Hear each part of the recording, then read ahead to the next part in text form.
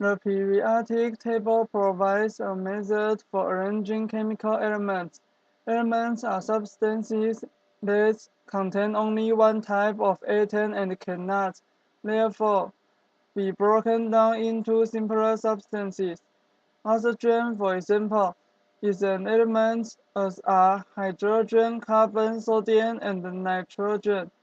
The periodic table organizes the 103 known chemical elements by the increasing atomic number.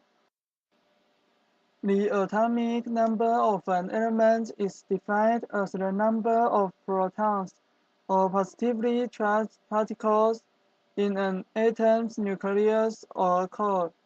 Further understanding of the organizational structure of the periodic table requires a basic understanding of the structure of the chemical elements themselves.